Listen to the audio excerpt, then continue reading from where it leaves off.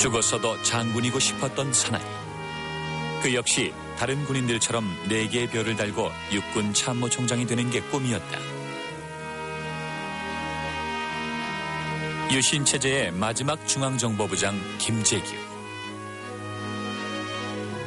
정권 수호의 최고 책임자였던 그가 대통령을 암살하리라고는 누구도 예상치 못했다. 79년 10월 26일 그는 왜 박정희를 쏘았는가?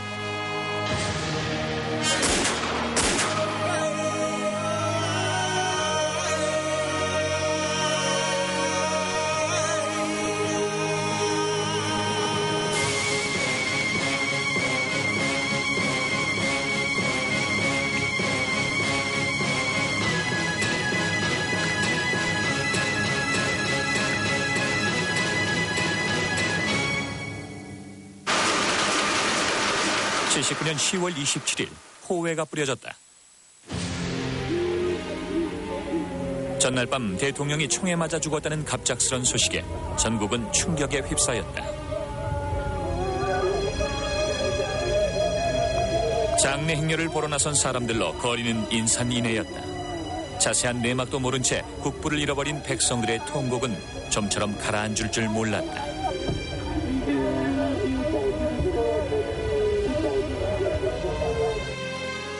대통령의 죽음은 김재규의 가족들에게도 날벼락 같은 소식이었다. 그들은 졸지에 암살범의 가족으로 내몰렸다. 수사를 마친 전두환 합동수사본부장은 권력 찬탈을 노린 계획범죄라고 발표했다. 대통령과 공실장을 살해하고 정권을 잡아보겠다는 망상으로 기회를 노려오는 중. 그러나 그것은 사건 직후 발표한 중간수사 결과와는 달랐다. 초기 수사에 참여한 수사 1국장은 충동에 의한 단순 살인이라고 단정했다. 왜 그러냐 그랬더니 자기들이 사실 자기 말 그대로죠. 뭐 자신 목장 다 비워가지고 말이지. 이거 지금 소위 말하는 그 요새 말하는 그 자폭하는 그런 심정이죠 일종의. 아주 걔가 잘못했어요. 마지막에 내가 잘못했습니다. 내가 어차피 이래야 되는 건데 이거 어떻게 그 민주투사가 됩니까? 어차피 죽는 바에는. 그래가지고 사실 차지 처리가 이래야 되는데 그때 내가 가깝게서 이래 했거든 내가 잘못한 겁니다. 이러고 가면 되는 건 좋은 건데. 그러나 어떤 이유로도 국부를 시해한 폐륜하라는 멍해를 벗을 수는 없었다. 국민들의 원성은 그만큼 높았다. 언론도 흥분하기는 마찬가지였다. 사건의 원인을 규명하기보다 살인범의 처벌에 더 열을 올렸다. 정권의 방패막 구실을 해야 할 중앙정보부장이 바로 범인이었다는 사실에 국민들은 더욱 경악했다. 제가 현직 중앙정보부장입니다. 중앙정보부장이기 때문에 더구나 유신헌법을 지탕을 하는 주역의 한 사람입니다. 주역의 한 사람인 지가 어떻게 해야 이런 혁명을 했느냐. 이 점이 매우 해석하기 어려우실 겁니다. 유신 독재의 핵심 권력자 김재규. 대체 그는 무슨 이유로 박정희를 쏜 것일까? 79년 10월 26일 사건이 일어난 곳은 공정동 안가였다. 새 채의 신관 건물 가운데 한 달 전 새로 신축한 나동이 문제의 연회장이었다. 언론에 공개된 안가는 무척 화려했다. 넓은 침실과 고급스러운 가구들이 세간의 이목을 집중시켰다. 당시로서는 생소한 최신 설비의 화장실도 갖추고 있었다. 연회장도 시중에선 보기 드문 구조였다. 요즘의 일식집처럼 바닥을 파놓은 형태였던 것. 갔더니 이 밑에 이렇게 파놨어요. 그 방에서 한번 대통령 모시고 약주를 하는데 대통령께서 김 실장, 예, 이거 잘 만들어놨지? 이제 김 부장이 날 여와서 술 먹다 괴한이 들어오면 날 보고 이렇게 하라고 이렇게 파놨어요. 이 양반이 그 안에 들어가서 이랬다 일어나거든. 그런 일이 있었어요, 하루. 한두 달 전에. 그러나 그 괴한은 다름 아닌 김재규 자신이었다. 대통령의 은밀한 처소에서, 그것도 안가의 관할 책임자인 중앙정보부장의 손에 의해 박정희는 비극적인 최후를 맞이했다.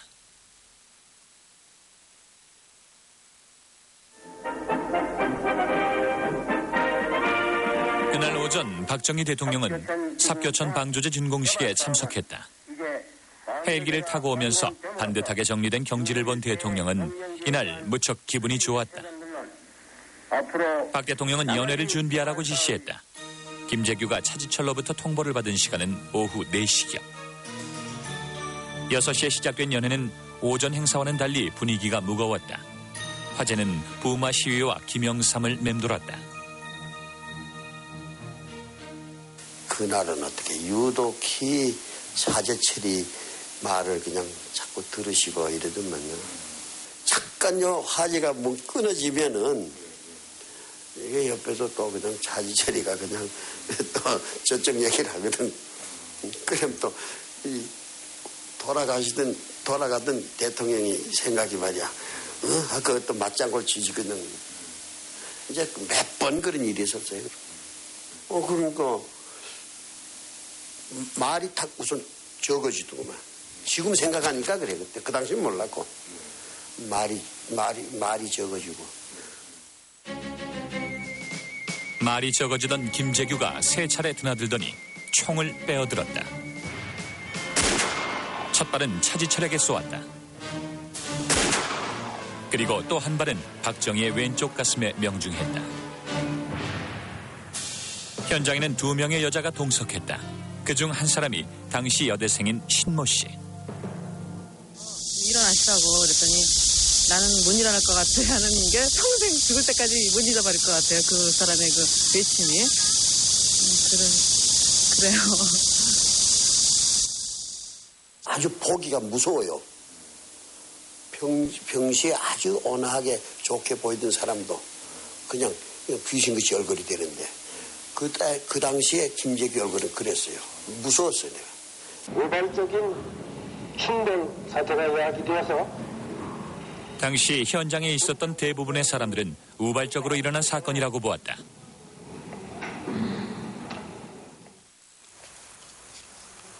미리 계획한 범행이라면 굳이 50m나 떨어진 별관에 총을 둘 리가 없었다는 것.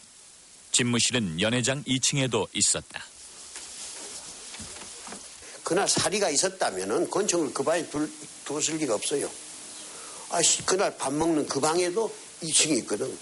그 방에도 2층에 있고 거기에도 그 서재도 있고 테이블도 있고 다 있는데 걷다 갖다 숨겨두지 뭐 때문에 그까지 한 50만 더 뜬 데까지 뛰어갔다 오겠어요. 11.6 사건 난 이후에 여러 가지 정황과 모든 걸 쭉 보고 나서도 이 돌발 행동인데 이게 돌발 행동인데 차지철이하고 뭐하고 그러다가 확 크고 정치에 팍 크고 올라가서의 돌발 행동인데 참. 돌발 행동을 뒷받침하는 근거는 또 있다. 범행 후 공정동을 빠져나온 차는 중앙정보부가 있는 남산으로 향하고 있었다. 그런데 북한의 도발을 걱정하는 김재규의 말을 듣고 수행비서가 무심코 육군본부로 가자고 제안했다. 박흥주 대령이 그런 얘기를 했어요.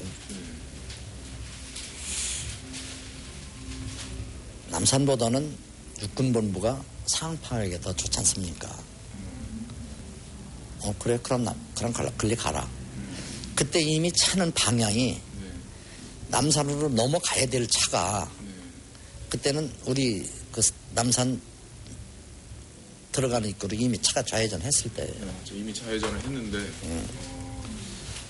그래서 거기를 들어가는 중에서 다시 거기서 차를 돌려서 다시 이제 남산으로 가는데 굉장히 조폐하시는 거야. 계획에 없던 행선지 변경. 운명은 거기서 엇갈렸다. 이후 사태 장악을 위해선 중앙정보부로 갔어야 마땅했다. 갑자기 육군본부로 바꾼 건 사전에 계획된 일이 아니라는 걸 반증한다. 범행에 가담한 부하들도 30분 전에야 지시를 받았다. 느닷없는 명령. 하지만 거역할 수는 없었다. 분명 혁명이라고 들었다. 그 두 사람으로 하여금 오늘 저녁의 행동이 그 혁명이라고 하는 것을 확실히 하십시오. 그렇게 얘기를 했습니다. 혁명이라는 말은 그날 밤 김계원도 들었다. 육군본부로 간 김재규는 김계원에게 혁명위원회 설치를 주장했다. 국방부 지하 벙커에 갔으니까 거기서 만나가지고 날 보고 그 얘기를 하더만. 이제 4.19 때 혁명위원회를 맹글어야겠다. 뭐 이런 얘기를 날 보고 한 것 같아요. 혁명위원회라 그랬잖아, 뭐. 그래서 내가, 이 친구가 끝까지 생각했는가, 내 이렇게 생각했다. 좀 다르구나, 내 이렇게 생각했죠. 내가 자꾸 되풀이하지만 첫날 면회할 때부터 똑같은 얘기를 했어요. 우리 첫 만날 때부터. 우리 만나기 전에 벌써 자기 속에는 자기가 뭐 자기 행동을 미화하기 위해서 해놨는지 모르지만은 우리 말을 듣고 변했다. 이거 아니다. 수감되어 있는 동안 직접 쓴 수양록에서도 그는 시종일관 혁명을 거론했다. 자유민주주의와 한미 관계의 회복, 그것이 김재규가 내세운 혁명의 목적이었다. 사전에 누구와의 협의도 없이 혼자서 감행한 거사. 그가 말한 혁명은 무슨 의미일까? 그는 무엇을 위해 그렇게 무모한 혁명을 시도한 것일까?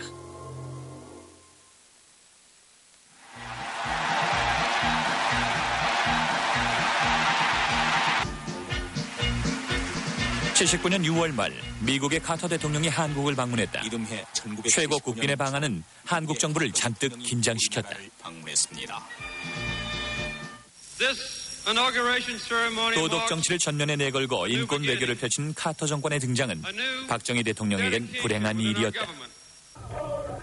카터는 집권 초기부터 미군 철수론을 줄기차게 내세워 박정희의 불안감을 더욱 부채질했다. And so he was pushing very hard to have President Park Chung-hee move in that direction. The president, I think, shared the view that President Park had not put his full effort behind making the improvements that President Carter hoped to see. And as a result, he felt that they weren't cooperating as fully as he would like. 미국은 카터 취임 이전부터 박정희에 대해 여러 차례 경고를 보냈다. 이전 CIA 한국 지부장이었던 그레그도 박 대통령이 독재 정치를 지속하면 살아서 임기를 못 채울 것이라고 공공연하게 주장했다.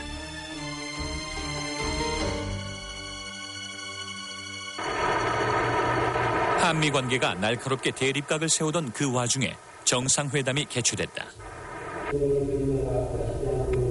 연회석상에서 박정희는 한반도의 안보 문제를 역설했다. 무려 40분간 계속된 연설은 가뜩이나 불편한 카터의 심기를 건드렸다. 벌써 카터 표정이 조금 달라지더라고요. 그냥 어제 보니까 역시 그런 반응이 나오는데 너무 길어서 지쳤다 하는 걸 식으로 얘기를 한다는 거지. 아마 코스트가 박정희 대통령 카터하고 정상회담 하고 나서 바로 내방이 온다니까요. 4시에 바로 내방이 와요. 그냥 물어봐요. 그래서 정상회담이 어떻게 됐어 했더니 이 사람이 뭐라고 말하는지 알아요? It's a disaster. 그 40분간 강연한 것 때문에 그러시는군요. It's a disaster. 회담을 마치고 청와대를 나선 카터는 리무진에 오르자마자 수행한 참모들과 언쟁을 벌이기 시작했다. 주한미군 철수를 강행하겠다는 카터를 설득시키느라 참모들은 진땀을 흘렸다. 가던 길도 멈출 정도로 격렬한 논쟁이었다.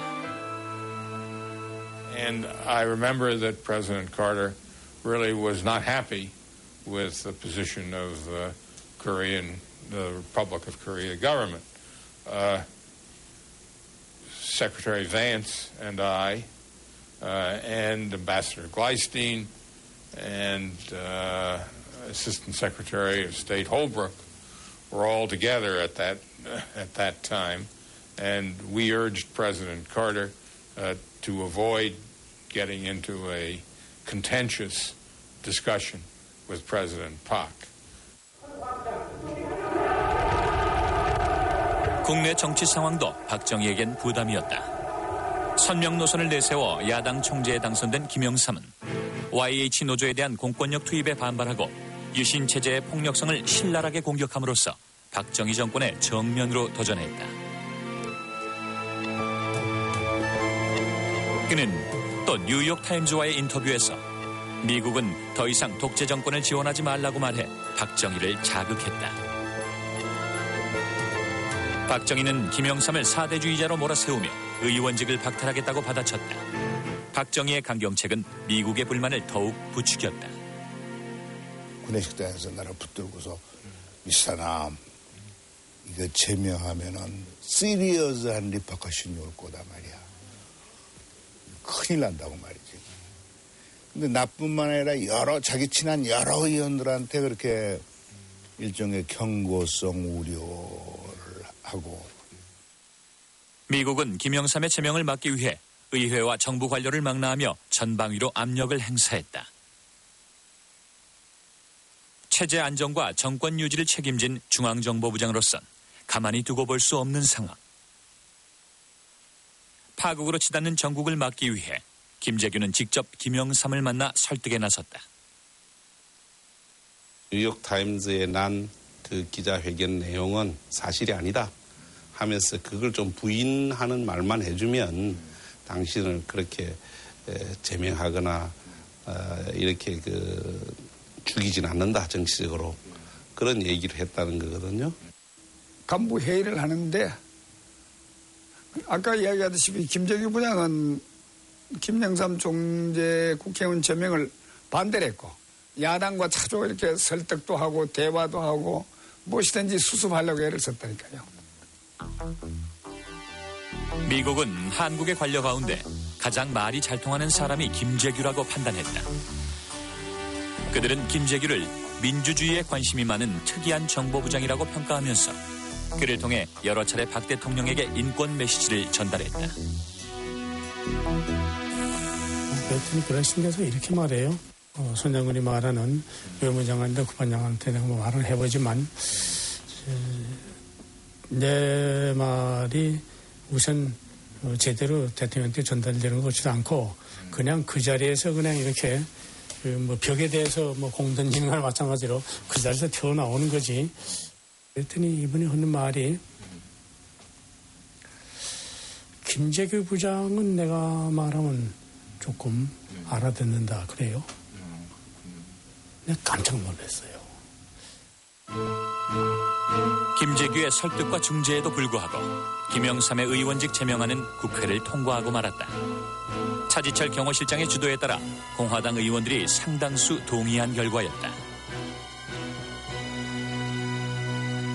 그렇게 되면서 이제 민심은 이미 박정희라고 하는 사람으로부터 거의 떠났을 때 아닌가? 많은 성당에서 또 교회에서 그때 우리가 지금 하나 생각나는 거는 우리들 표현을 빌리자면 이 마귀를 쫓아내달라 그랬고 악신을 쫓아내달라 그랬고 이 귀신을 없애달라고.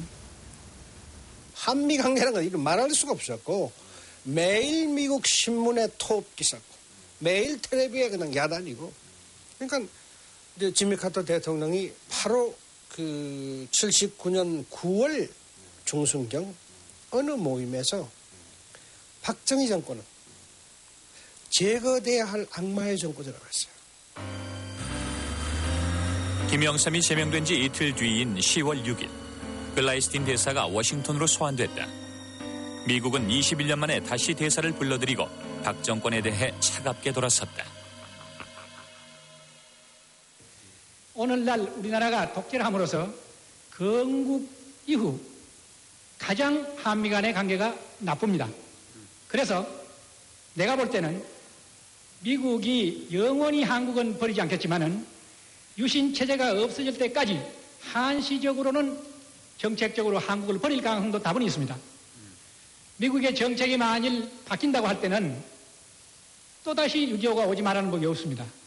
그렇게 될 때는 수없이 많은 사람이 죽는다.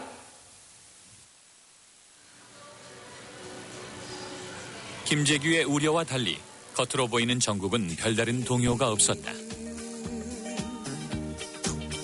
남쪽의 항구 도시 부산은 더욱이 평온해 보이기만 했다.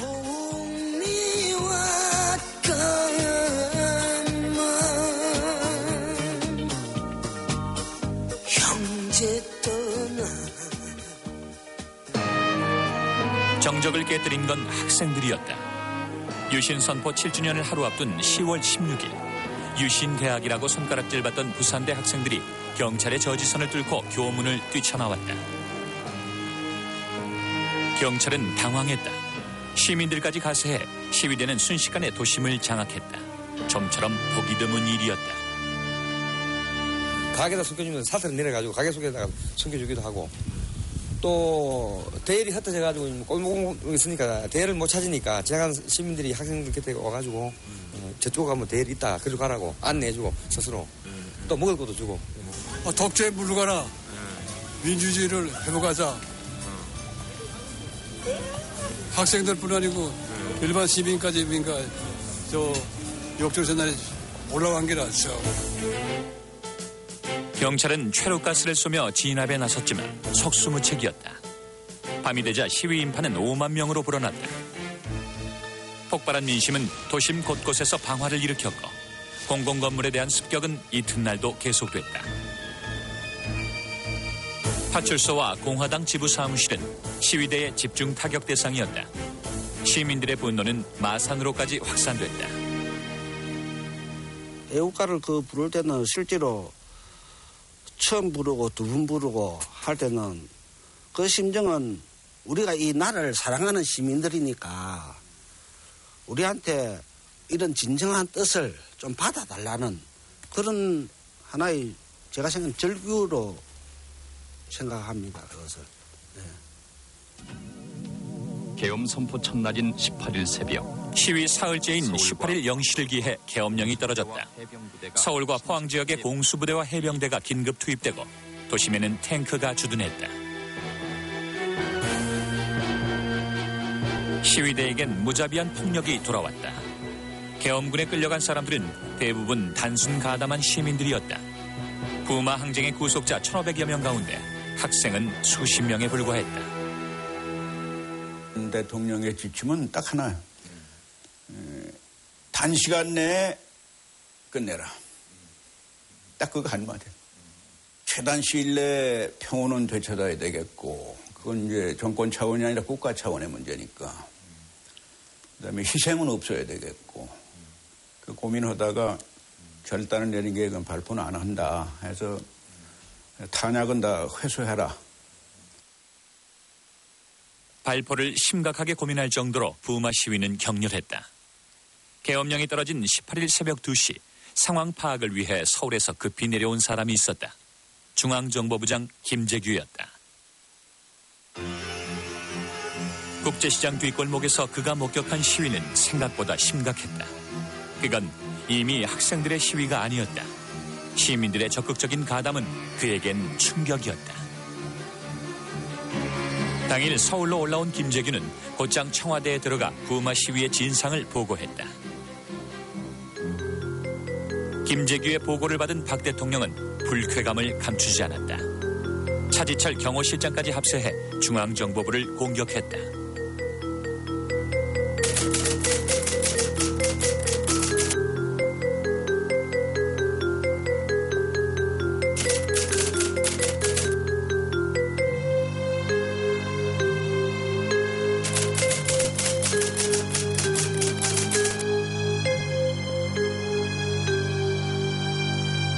막강한 조직에다가 막강한 예산에 막강한 힘까지 다 줬는데 사전에 그런 애들이 전부 다 그런 업무를 하고 조직을 하고 하는 것도 그것도 정보도 입수해가지고 분석도 못하고 그 중앙정부 뭐 하는 게 중앙정부냐 식으로 상당히 질책을 받았다고 그래요.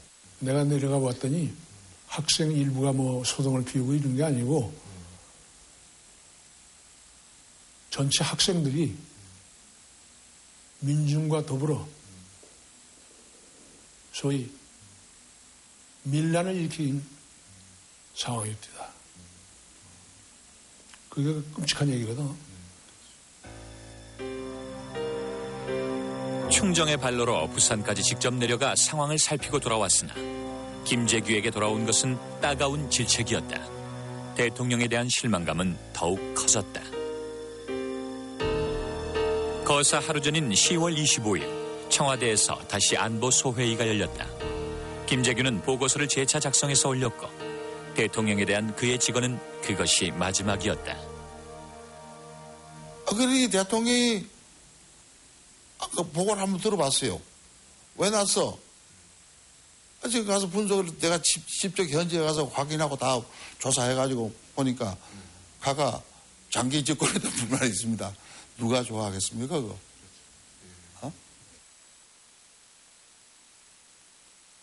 박정희는 누구보다 김재규를 아꼈다. 그는 고향 후배이자 육사 동기였던 김재규를 권력의 요직에 중용했다. 김재규 역시 박정희 재임 18년 동안 충성을 다해 측근에서 보좌했다.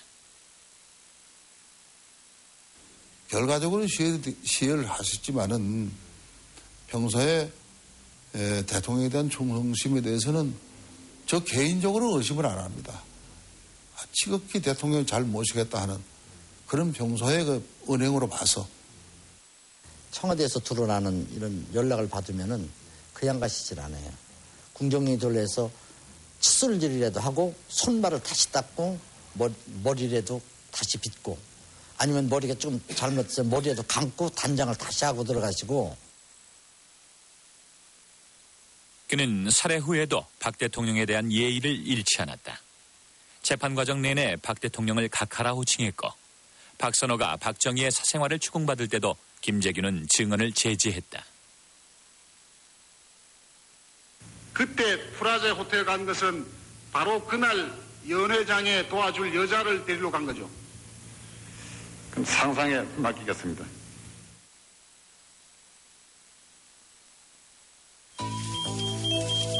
재판 과정에서 드러난 박 대통령의 사생활은 국민들에게 알려진 그의 이미지와는 전혀 딴판이었다.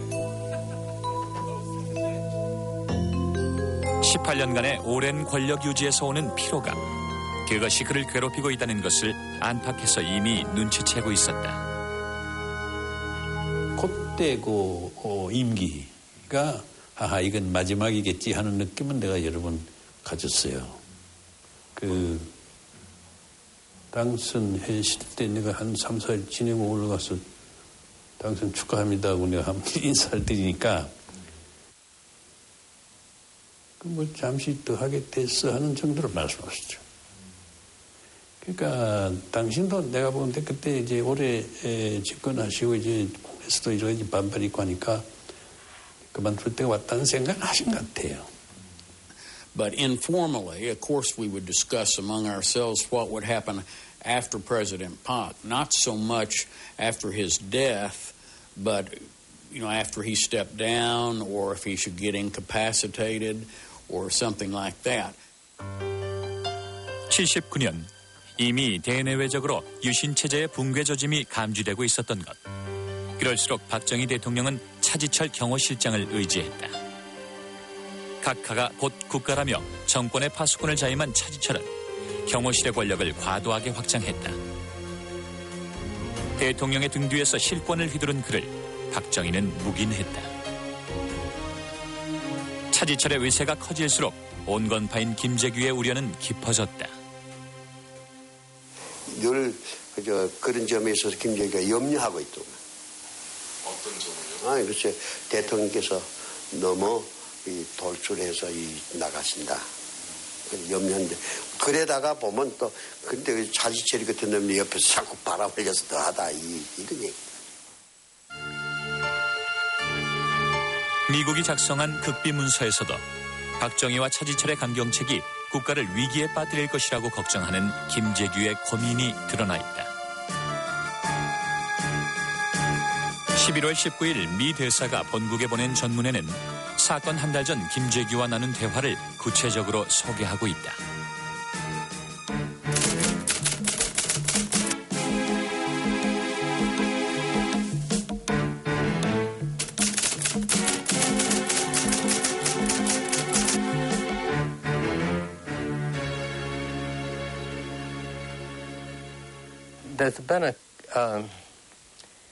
There's been a suggestion that maybe Kim Jae-gyu felt that the U.S.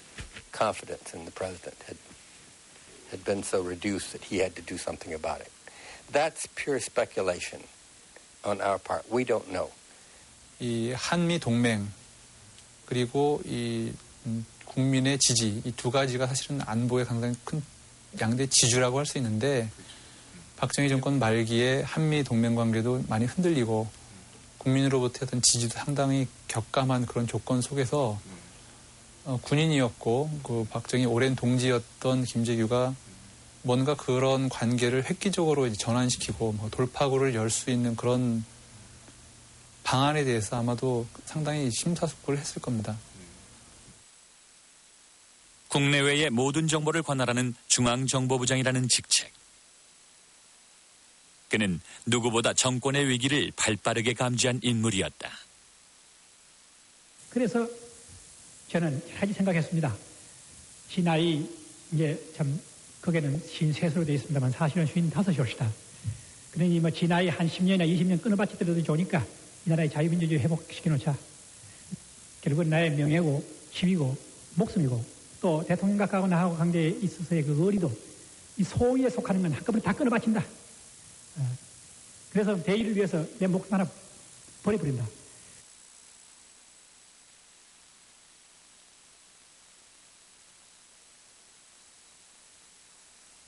김재규는 거사를 7년 만에 이루었다고 했다.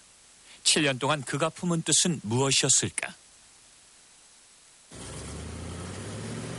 71년 대통령 선거는 박정희에겐 위기였다. 삼선 개헌을 폐지하고 장기 집권을 막겠다는 김대중의 바람몰이가 전국적으로 거세게 불었던 것이다. 여러분, 이번에 정권 교체를 하지 못하면 이 나라는 박정희 씨의 영구집권의 총통시대가 오는 것입니다.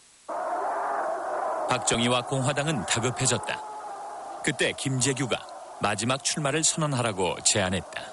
앞으로 나에게 한 번만 더 기회를 주시면 나는 결코 이것을 뿌리를 뽑고 정부에서 물러나겠다. 박 대통령 마지막 선거 유세 때 3선 이상 더 안 한다고 사실은 공약을 했습니다. 그것이 사실은 보안사령관 할 때 건의했던 사항이에요. 그렇게 하면서 박 대통령이 장기 집권을 하려는 욕심이 있다 하는 것을 이미 눈치를 챘죠. 총당 그 공원 유세에서 그걸 마지막이라 하는 말씀을 대통령이 하셨기 때문에 이제 그게 자기 그 뜻이 받아들여졌다는 것에 대해서 아주 좋아하고 그랬다고. 예, 그게 마지막인 걸 알고 계셨지, 오빠는. 그러나 약속은 지켜지지 않았다. 이듬해 대통령의 영구집권을 보장하는 유신헌법이 선포된 것. 유신헌법이 공포될 당시 김재규는 3군단장에 재임하고 있었다. 헌법 전문을 받아본 그는 정훈 장교를 불러 사병령 교재를 좀 더 합리적인 표현으로 바꾸라고 지시했다. 유신에 대한 그의 반감은 부하들까지 눈치챌 정도였다. 양심과 직책 사이에서 갈등하던 그의 범민은 그 무렵부터 점점 깊어졌다. 이제 유신헌법이 공포됐으니까 군대에서 일하기 참 쉽게 생겼습니다. 전투력이 많이 향상되겠습니다. 이렇게 얘기를 하니까는 별로 좋지 않은 기분 표정을 딱 지면서 아니야. 박정희 내게 다 망쳐버려서 아주 빠른 목소리로 얘기를 하시더라고요. 그 처음에 그 되물을 수도 없고 내가 뭘 잘못 들었나? 한 40-50m 정도?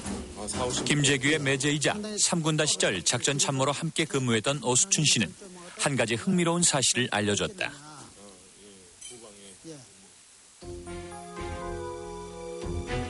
유신이 선포된 이후 김재규가 박 대통령을 연금하기 위해 철조망을 새로 설치했다는 것. 3군단 사령부 뒤쪽에 위치한 군단장 관사 울타리를 최전방에 세우는 철책으로 교체하고 밖으로 나가지 못하도록 철책 상단을 안쪽으로 꺾어 놓았다고 했다. 이 사실은 김재규도 법정에서 진술했다. 대통령 각하께서 전방을 연말에 쭉 군단까지를 순실하셨습니다. 그때 상군단의 손실을 하여 오실 적에 상군단에서 각하를 연금을 해놓고 그 자리에서 녹음 테이프를 갖다 대고 각하로 하여금 하야 근거를 드리려고 그랬습니다.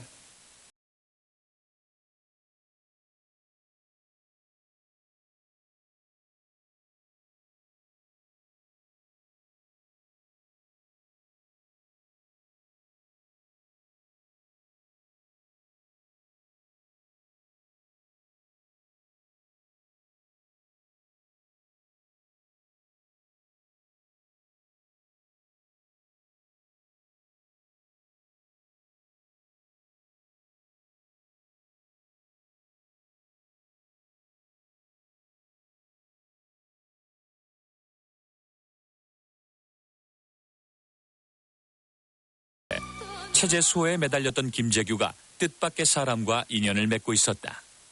장준하. 그는 박정희의 정적으로 75년 의문의 죽음을 당한 인물이었다. 그 당시 장준하 선생은 갖다 어떻게든지 올가매려고 많이 애를 썼는데 그 문제를 갖고선 문제가 있었을 때 장준하 선생이 이제 김재규 그때 보안사령관인가 뭐 한다 그럴 때 그때 막 가서 만난 적이 있었죠. 저희가 소위 비를 피할 수 있는 조그만 아파트를 월세로 얻을 수 있는, 월세 전세로 얻을 수 있는 그런 그 경제적인 도움을 몰래 주셨죠. 국회 외무국방위 소속 의원이었던 장준하는 군인 김재규와 꽤 오래전부터 알고 지냈다. 제2야 지도자와 중앙정보부장의 만남. 그들은 어떤 관계였을까? 선생님 무슨 불편한 일 있으십니까? 하는데 선생님이 아무 소리 안 터니 그럼 장관이 그렇게 좋아? 한마디 하시는 거예요. 신문을 하나 갖다 주면서 잠깐 보고 달라고. 그래서 보니까 거기에 장관 임명식이 있었고 김재규 씨가 건설부 장관에 임명된 걸 알았죠. 광복군 장교 출신인 장준하는 생전에 양심적 군인에 의한 무력 투쟁만이 박정희 군사 독재를 무너뜨릴 수 있다고 자주 피력했다. 장쌤은 양심적 군인이 있다. 이 정권은 무력을 가진 군인만이 그 청산시킬 수가 있고 그리고 그 군인이 민간 정치인들에게 권력을 이양할 수 있는 양심적인 군인이 있다라고 하셨는데 그 장담했던 그 사람이 나는 김재규 장군이라고 보는 거죠. 김재규의 행적 중 또 하나 특이한 부분은 당시 민주화 운동의 지도자인 김수환 추기경과 여러 차례 접촉했던 것. 74년 민청학년 사건으로 처음 추기경을 찾아온 김재규는 의미심장한 말을 건넸다. 처음부터 어떤 환자가 있으면 그 환자에게 고든 음식을 줄 수는 없지 않습니까? 연한 음식부터 죽을 준다든지 이렇게 하는 그런 말을 했어요. 나중에 생각하니까 그 대통령을 환자로까지 이렇게 비교했다는 것이 그때 봐서 뭔가 그 사람 나름대로 근본적으로 이래서는 안 되는데 하는 생각을 가져서 한 말이 아니었던가 하나. 75년 김재규는 추기경에게 박 대통령을 만나 조언을 해줄 것을 부탁했다. 유신 체제 완화를 기대했던 것이다. 이 사람이 뭐라고 그러느냐면 그러기에 저는 대통령과 추기경이 만날 때 제3의 안이 나오기를 기대했습니다. 이런 말을 했어요. 제3의 안이요? 그래서 내가 또 이제 그게 또 무슨 소리냐 말이야. 제3의 안이라고 한 것은 어떻게 보면은 그 유신 체제를 바꾸는 거예요. 네, 바꾸는 거를 말씀하시는 거죠. 그렇게 해석할 수 있죠. 김재규가 말한 제3의 안. 그것은 대체 어떤 내용이었을까? 김재규의 손윗동서이자 주일 공사를 지낸 최세현은 김재규가 그나마 마음을 놓고 국정을 논의한 유일한 인물. 박정희 씨가 이제 제일 두려워하는 것이 뭐냐 하면은, 자기가 물러나고 난 다음에 오는 문제입니다. 예. 이거는 박정희 씨는 군대만 장악하고 있으면 됩니다. 예. 그러면은 나머지는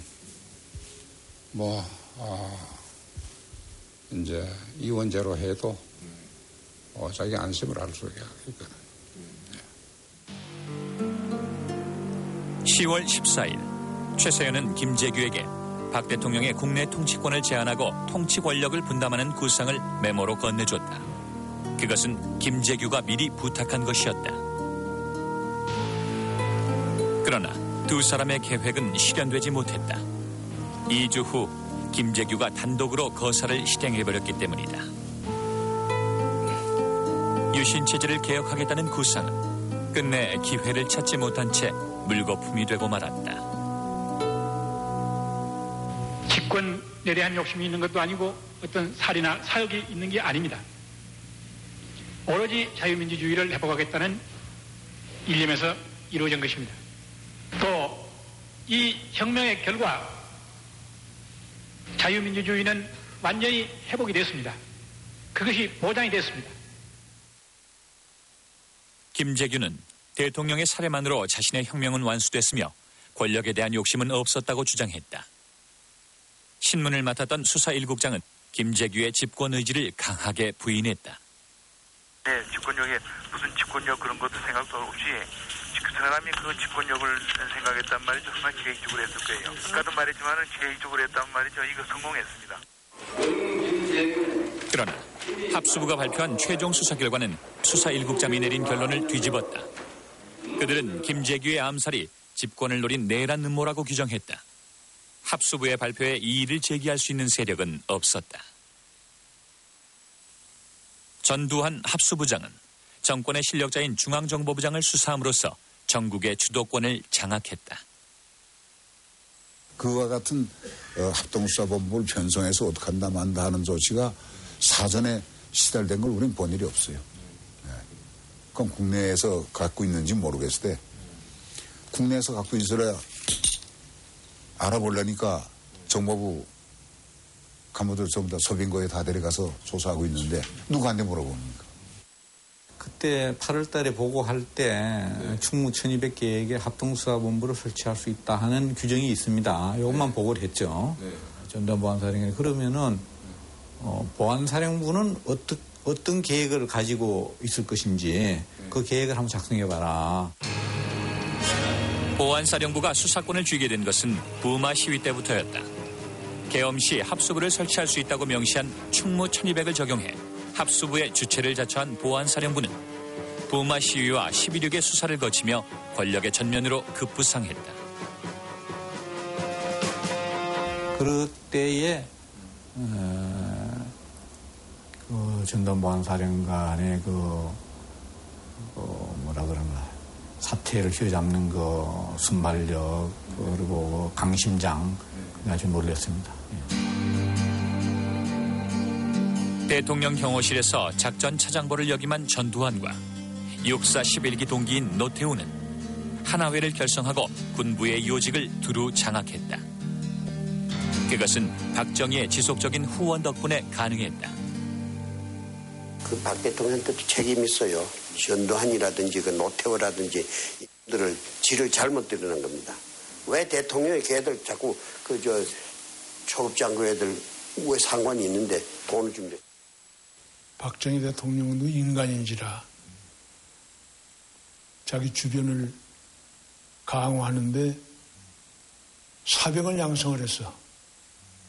그게 이제 전두환이고 노태우고 이런 아이들이야. 가서 부대 가가지고 청와대 갔다 왔다 그러면서 잔치를 하고 말이야. 그러니까 군대 내에 있어서는 안 될 또 다른 군대가 생긴 거지. 그들이 움직인 게 12.12야. 박정희 대통령의 권력 말기에 길게 드리운 어둠의 그림자. 그것이 바로 차지철과 전두환이었다. 이들 신군부 세력은 12.12 쿠데타를 일으켜 공백 상태인 정권을 손쉽게 장악했다. 버선은 애초부터 박정희 한 사람만의 제거로는 성공할 수 없었다. 집권 의지가 없었던 혼자만의 거사. 그것은 필연적으로 실패를 초래했다.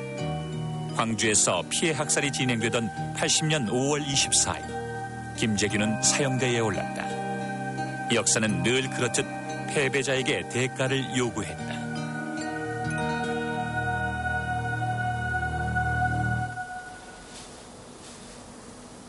김재규의 처형은 대법원에서 형이 확정된 지 나흘 만에 서둘러 진행됐다. 그는 죽음을 예감하기라도 한 듯 처형 하루 전날 면회를 하러 온 개인 비서에게 짧은 유언을 남겼다. 내가 얼마 못 산다. 그러니까 나는 죽어도 군인이다. 군인이니까 뭐 부장이라든지 뭐 이런 걸 사후에 지방이락도 쓰지 말고 나는 육군 중장이다. 육군 중장을 입혀놓으면 나는 군인이니까 모든 걸 그렇게 해라. 그리고 내가 죽으면은 수의를 마지막 입었던 동정복으로 수의를 입혀달라. 그러시더라고요. 그래서 여기 한 절, 두 절, 그러나 세 절, 네 그의 유언은 지켜지지 않았다. 장례식도 비밀에 붙여져 가족들만 참석이 허락됐다. 박정희의 암살범이라는 굴레는 죽어서도 별반 달라진 게 없었다. 벌써 25년이 흘렀지만 무덤의 상석과 비석은 매번 새로운 상처가 생겨났다. 이만큼 또 해놔. 이해가 안 가는 일이죠. 지금 돌아가신 지가 20년이 넘었는데 이렇게 와서 묘해서 그런다는 거는 참 제가 보기엔 이해가 안 가는 일이죠. 박정희 유신체제의 공포정치를 마감한 김재규. 그러나 역사는 아직 그를 패배자로 기록하고 있다. 나무가 많이 자랐어요. 김재규는 자신에 대한 마지막 심판은 하늘에 맡기겠다고 했다.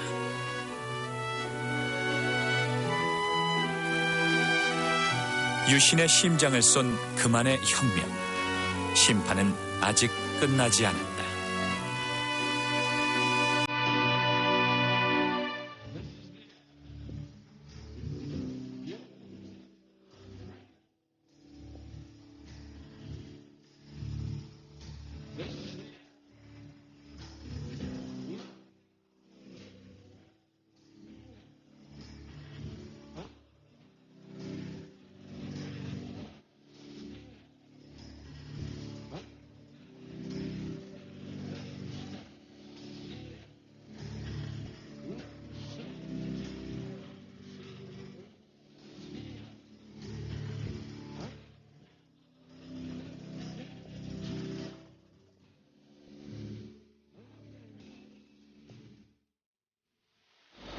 당신도 이 줄에 서 계십니까? 박정희 대통령은 바쁜 시간을 짜내어 수시로 공사장을 세찰하고 너는 여기 땅 사라. 그때 공공이 그랬습니다. 하루에 500만 원, 1000만 원씩 오르는 현실 속에서 포트장 허가까지 대통령의 사인 없지는 않겠습니다. 박정희 대통령이 사인한 이 여기에 대해서 반론을 얘기하면 큰일 나게.